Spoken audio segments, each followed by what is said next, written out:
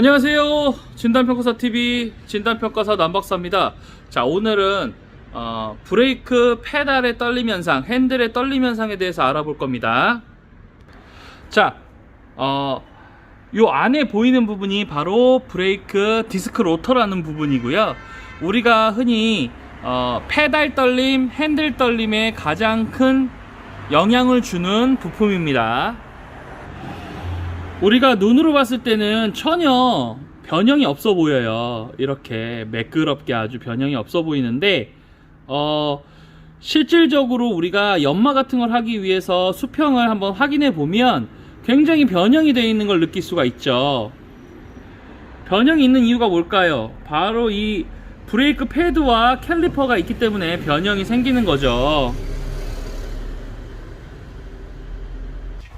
자, 디스크 로터의 모양은 보셨고, 지금부터 제가 하는 말씀을 잘 듣고 내 차는 어떤 부분을 정비해야 되는지를 한번 생각해 보시자는 얘기죠. 자, 먼저 이게 페달이 떨리고 핸들이 떨리고 차체가 떨리고 이걸 구분할 필요성이 있어요.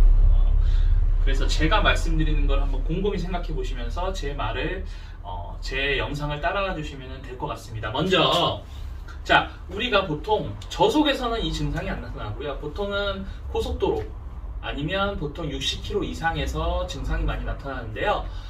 증상이 보통은 심해질수록 저속에서 일어납니다. 자, 먼저 구분을 하셔야 될 게 브레이크 페달을 밟았을 때 떨리느냐, 그냥 주행 중에 떨리느냐, 이거 두 개를 꼭 구분하셔야 돼요. 자, 그래서 자, 첫 번째 상황을 제가 만들어 얘기를 해볼게요. 시속 이제 60km 이상, 뭐 100km 정도 달린다고 치자고요. 막 달리는데 속도가 어느 속도를 넘어가면 핸들이 막 떨리는 거예요. 이건 첫 번째 사례로 분류를 따로 해놓을게요. 자, 그리고 두 번째 사례. 자, 운행을 막 해요. 똑같이 그 상황에서 운행을 막 하는데 이제 휴게소를 들어가야 돼. 그래서 브레이크를 밟으려고 발을 딱 얹었는데 페달이 막 떨어요. 그리고 핸들이 막 떨어요. 이게 두 번째 사례. 자, 그리고 세 번째 사례. 다 똑같습니다. 똑같은데 브레이크를 밟았을 때 고속에서 핸들이나 페달은 안 떨어요. 대신 차체가 떨어요. 차가 이렇게 떨어요. 쉽게 얘기해서 뒤쪽이 약간 흔들리는 것처럼 느껴져요. 자, 이렇게 세 번째. 이렇게 세 가지로 구분을 해볼 수가 있는데, 먼저 첫 번째랑 두 번째, 세 번째는 분류를 시켜야 되는데, 첫 번째는, 자, 첫 번째 그런 증상이 있다 싶으면 그거는 타이어 상태를 보셔야 되고, 또 두 번째, 타이어나 휠 밸런스 상태를 보셔야 됩니다. 타이어 상태가 이제 안 좋거나 휠 밸런스 상태가 안 좋다면 이 고속에서 이 핸들이 떨리게 돼 있어요. 핸들이 떨리고 차체가 떨리게 돼 있어요. 그런 이제 주행 불안정성을 나타내게 돼 있습니다. 자, 요거는 이렇게 생각하시고 한쪽으로 밀어 놓으시고, 자, 우리가 지금 다뤄야 할 거는 두 번째, 세 번째 분류거든요. 자, 두 번째, 브레이크를 밟았을 때 핸들이 막 떨리고 페달이 막 떨린다. 그러면 그거는 아까 제가 말씀드린 디스크 로터의 이상일 가능성이 100%라고 하면 안 되죠. 90% 이상입니다. 네, 90% 이상이고, 그 디스크 로터가 변형이 돼서요. 이게 돌면서 이게 판이 그러니까 한마디로 동그란 판 CD 같은 게 있으면 좋은데 CD가 없죠. CD가 없으니까 그냥 뭐 간단히 예를 들어볼게요. 자,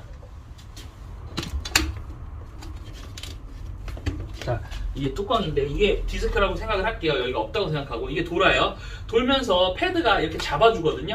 이게 잡아주는데 이 면이 고르지가 않으니까 얘가 떠는 거예요. 네, 변형이 생기다 보니까. 그래서 핸들이 떨거나 페달이 막 떠는 현상이 나타나는 거예요. 그걸 뭐 흔히 이제 메이커에서는 저도 현상이라고도 하는데, 이 부분은 이제 수리하는 방법은 이 디스크 로터라 그러죠. 디스크 로터를 교환하거나 연마를 하거나, 예, 두 가지 방법이 있고요. 자, 세 번째 상황. 똑같이 고속에서 브레이크를 밟는데 핸들이 떨거나 페달이 떨지는 않는데 차체가 떠는 것 같고 뒤쪽이 약간 떤다. 그러면 아까 전에 말씀드린 건 디스크 로터가 앞쪽에 변형이 있는 거고, 이거는 뒤쪽에 변형이 있을 가능성이 높은 거고요. 이렇게 나눠져요. 근데 보통 디스크 로터의 변형은 대다수가 앞쪽에 옵니다. 왜냐면 앞쪽에 엔진이 있고 무겁고 전륜 구동 기준이에요. 그리고 이제 핸들하고 연결된 이제 파워 스티어링 기어라 그러죠. 네, 핸들 쪽 기어들도 앞쪽에 있기 때문에 이제 앞쪽에 변형이 심하고 앞쪽에 이제 그런 변형으로 인해서 핸들하고 페달 걸음이 같이 오는 거거든요. 네, 그렇게 생각해 주시면 되고요.